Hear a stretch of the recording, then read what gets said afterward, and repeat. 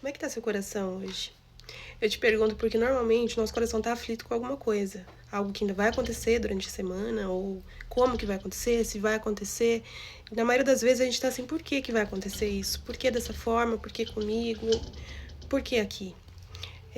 Hoje eu vim trazer um pouquinho sobre como eu lido com essas coisas, porque eu também sinto isso normalmente. Deixa eu começar voltando um pouco no tempo e contando como foi meu 2024. Meu 2024, ele foi uma virada de chave, assim, pra mim, e uma virada de chave muito importante.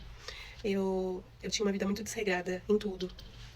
Alimentação, muita bebida alcoólica, saía demais, dormia muito mal, não me preocupava com a minha vida espiritual, nem com a minha saúde. Tava assim, adeus dar. E aí, lá no comecinho de 2024, algo começou a dar uma incomodada aqui. É, eu não sou hipócrita e eu acho até importante a gente ter momentos bons de lazer com nossos amigos, enfim.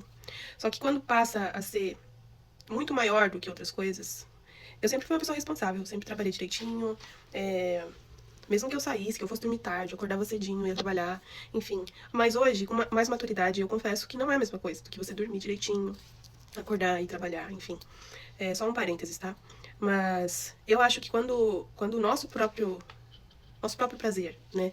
Sair, beber, curtir, e, enfim, comer porcarias, tudo em exagero, em demasia, mais do que se deve, isso acaba impactando muito na nossa vida e a gente não tem muita noção no momento. A gente só consegue perceber isso depois. E algo começou a me incomodar. Eu já tenho 37 anos, né? Eu já não sou tão nova. E as minhas amigas até brincavam comigo, falavam que eu era tipo o Peter Pan que não queria crescer. Mas falavam com muito respeito, claro. No fundo, é verdade. Porque eu não tava querendo crescer, entendeu? É, não quero criticar ninguém com esse vídeo, tá? Mas eu vim falar o que aconteceu comigo. É um testemunho de vida meu, tá bom? E aí em 2024 eu comecei a ter um leve incômodo com tudo isso e queria. E sabe quando você olha ao seu redor e vê que as coisas não estão caminhando direito, e você fala, mas por que não tá caminhando direito? Tô fazendo tudo tão certinho, sabe? Não faço mal pra ninguém. Aquele papo, sabe? Pago minhas contas, faço a minha oração em casa e tudo mais, e as coisas não dão certo pra mim. Sempre aflita, sempre nervosa, sempre preocupada, chorando e tudo mais. E as coisas não caminhavam pra mim. Tem tanta coisa pra contar, mas eu não posso me estender muito também. Mas enfim, eu comecei do meu jeitinho ali, do jeito que eu podia, eu pedi pra Deus ir mudando as coisas que não estavam boas pra mim, sabe? Que Ele, com a sabedoria dele infinita, fosse me moldando, que eu me deixaria.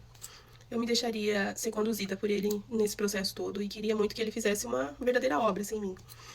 Inclusive, eu fui ver depois, no final do ano de 2024, o Spotify ele dá uma retrospectiva do que a gente mais escutou, né? E a música mais ouvida por mim no ano de 2024 foi Reforma, do Gessé. E eu só fui me ligar nisso, esses dias. Porque aí a minha ficha caiu, assim, de que eu pedi essa mudança pra Deus. E na música, eu vou pôr um trechinho dela aqui, ou no final, ou vou deixar tocando no fundo, eu não decidi ainda. Mas no refrão, ela é linda, tá, gente? Eu recomendo que vocês escutem ela do começo ao fim. E no começo do vídeo ele fala, da música ele fala, construir uma casa do zero é muito mais fácil do que pegar uma estrutura já pronta e ter que reformar. Então, começa a obra em mim, derruba tudo, pode transformar. És o mestre de obras tão experiente em restaurar, e a minha casa é só o Senhor quem pode reformar. Eu acho que eu falei tantas vezes isso cantando e orando e tudo mais. Eu dei essa autonomia e esse poder para quem tem o poder para fazer isso. E eu dei essa liberdade para ele. E pedi para Deus reformar a minha vida, quebrar tudo, reformar, reconstruir. Enfim, ele fez. E queria de coração dizer que esse vídeo não é nenhum tipo de pressão religiosa, nem nada disso, tá? Estou só falando o que aconteceu comigo. Quando a gente pede algo para Deus, dizem que a gente tem que pedir certinho, né? Pede certo que as coisas acontecem. Eu pedi tudo de forma muito de coração, assim, sabe? E bem aberta às mudanças também. Então, hoje em dia, eu sou uma pessoa totalmente diferente, e quem me conhece sabe disso. E não é porque nenhuma igreja me forçou, ou me induziu, ou nem nada disso. São coisas que eu também não sei explicar, tá? Mas são incômodos que o Espírito Santo mesmo causa na gente, e a gente acaba, por si só, querendo mudar. Gi, mas você acha que tem necessidade? Não sei se tem, mas eu senti que devia mudar tudo aquilo que não estava ok na minha vida, e assim eu fiz. Então, eu decidi parar de beber totalmente, não bebo mais, nem álcool, nem álcool não, nem vinho, nem cerveja, nem nada, nem champanhe. Você não acha que é muito radical? Não sei se é, mas eu não tenho mais vontade, entendeu? E esse é o ponto. E aí quando eu recebi o diagnóstico, muita gente falou, talvez agora ela vai se frustrar um pouco, porque eu me batizei recentemente na igreja adventista, eu era católica, e foi algo muito bom pra mim, me aproximou muito de Deus. E aí ficaram um pouco preocupados, assim, né? Será que agora vai se rebelar contra Deus, enfim? E, gente, eu vejo o amor de Deus em tudo. E não seria diferente agora.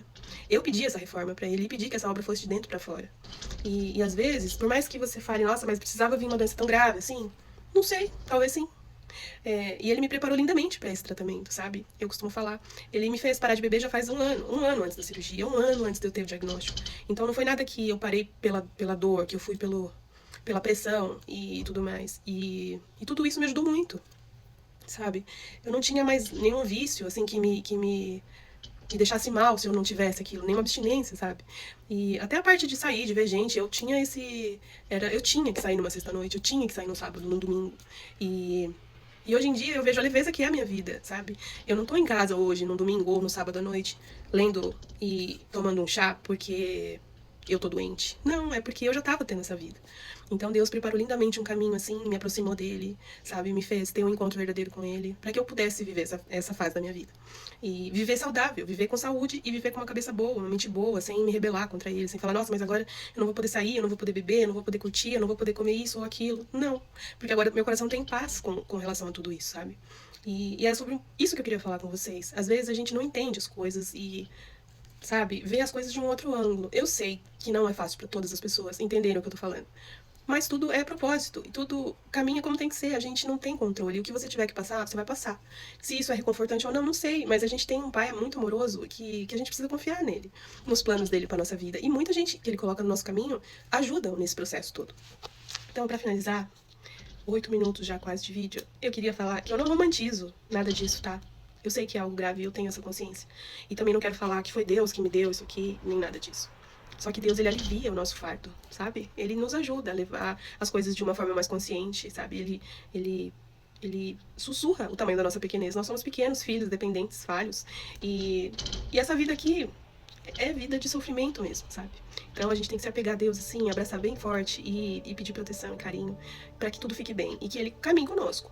Já que é isso, então que o Senhor caminhe comigo. Foi isso que eu fiz no dia do meu diagnóstico e é isso que eu faço sempre em todos os meus problemas, dificuldades, preocupações. Foi isso. No dia do meu diagnóstico, eu cheguei em casa, ajoelhei aqui no meu sofá, nessa sala, e chorando, eu pedi para Deus me fortalecer. Falei, Jesus, se não tem jeito, e eu vou ter que fazer esse tratamento, e eu vou ter que encarar essa doença, que o Senhor tome a frente, que o Senhor cuide dos meus pensamentos, que o Senhor cuide da minha saúde, que o Senhor me dê força, e que o Senhor conduza todo esse processo, porque eu sozinha não consigo. E é o que eu te falo para fazer, perante todo tipo de problema da sua vida, qualquer situação, preocupação, angústia, ansiedade, enfim, é isso. E eu quero ler para vocês um trechinho de Mateus, onde ele fala sobre as nossas preocupações. E espero que vocês levem isso para a vida de vocês, independente de qual é o motivo e qual é a gravidade dele. Mateus 6, 25.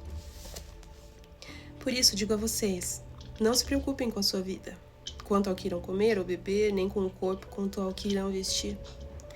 Não é a vida mais do que o alimento, e não é o corpo mais do que as roupas?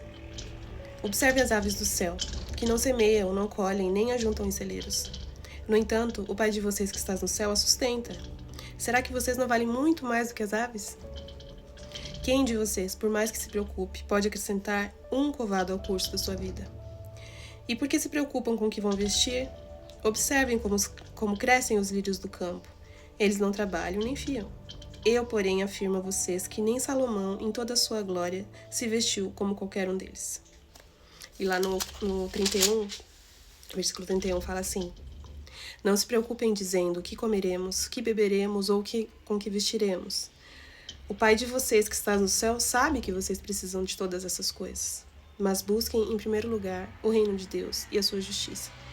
E todas as coisas lhe serão acrescentadas.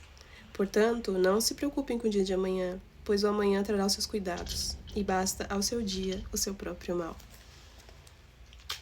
Amém? Começa a obra em mim, derruba tudo, pode reformar. És um mestre de obras tão experiente em restaurar. E a minha casa é só o Senhor quem sabe reformar. Começa a obra em mim e faça com que minha casa seja referência. Que o meu alicerce seja sustentado com tua presença. Que a estrutura da casa seja a tua palavra filmada em mim.